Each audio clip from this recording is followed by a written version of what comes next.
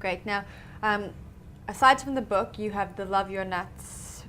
It's a program and It's website. a project. Project. Yeah. Now, what are you doing with the project? It's actually, at the moment, I'm looking for sponsors, and I've started in August, and end of August, a group of guys coming from Paarl and Stellenbosch area. They had a rally last year called Nuts and Bolts Rally, and they're driving with old cars.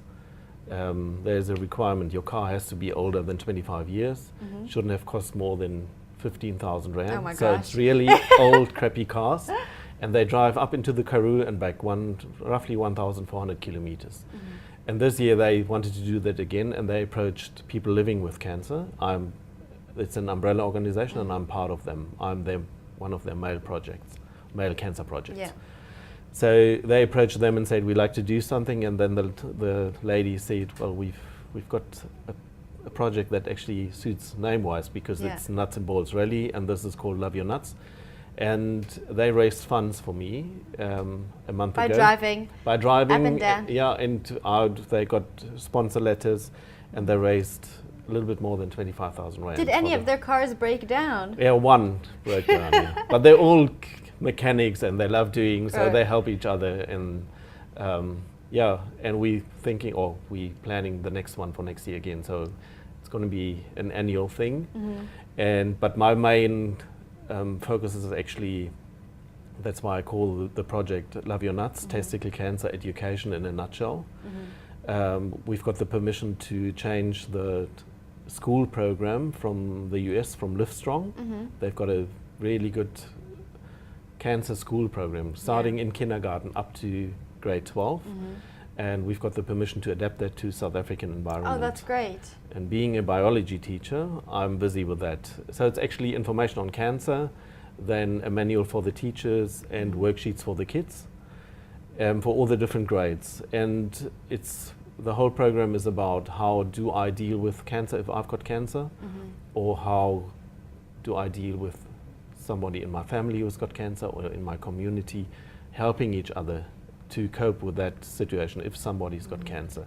So it's family and community based, and I'm an official cancer buddy as well in South Africa. It's a website where patients can phone in or write an email and say, I'm a testicle cancer patient at the moment, I'd like to talk to a survivor. Yeah. And then they will contact me, for instance, and then I get in touch with that guy, and then he can talk to a survivor. Okay.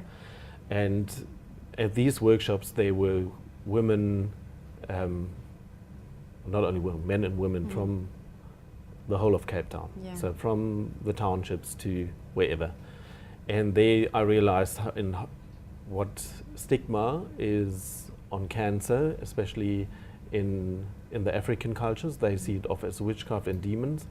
And there was a woman who said, I had breast cancer. The day I told my husband, he kicked me out because they think it's something. Yeah.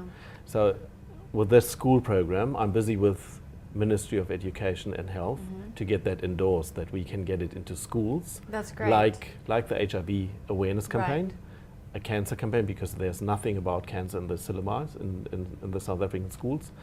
So my dream is finding a sponsor that are willing to pay this program, that it goes to all schools, and I'm getting a huge inflatable nut.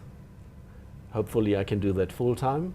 And I started one school, give a talk on testicle cancer, and then the kids should roll that nut ball, carry it to the next school. There will be somebody else, a cancer survivor, or if it's in Cape Town, it could be me. Yeah. Or it's not, that program is not only about testicle cancer, it's about all the cancers. Yeah. So that, just to emphasize that program, that we go to schools and talk about this. That the kids see, okay, there is a survivor, and we learned that at school.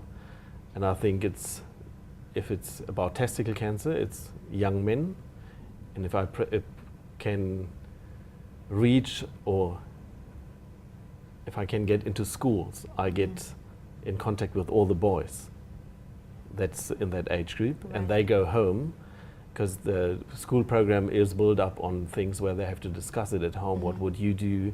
So they give the information to their parents, Right. and most dads are younger than 40 years old. Right. So with that, I actually It's You're actually getting two birds with yeah, one and it's stone. actually my target group, 15 to 38. Mhm. So it's actually the boys at school and the dads at home are actually exactly that group Yeah.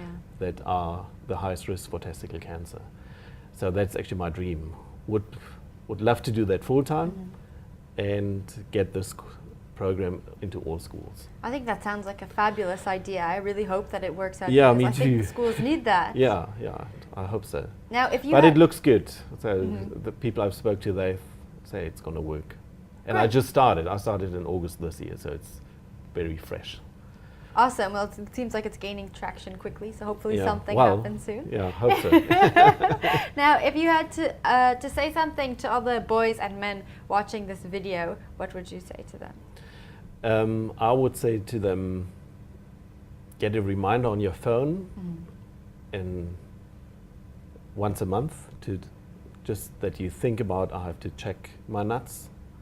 The best way to check them is under the shower or in the bath, because then because of the warmth the testicles hang loose and you can easily feel them. So they should check their nuts once a month. And if their dads, talk to your boys. And yeah, just be aware. That's, well, we all men play with their nuts, so just play once a month. More. Conscious Yeah. and feel what you're doing there. Great, Torsten. Thank you so much for coming and sharing with us. Thanks for having me, and thanks for the opportunity that I can talk balls and go nuts.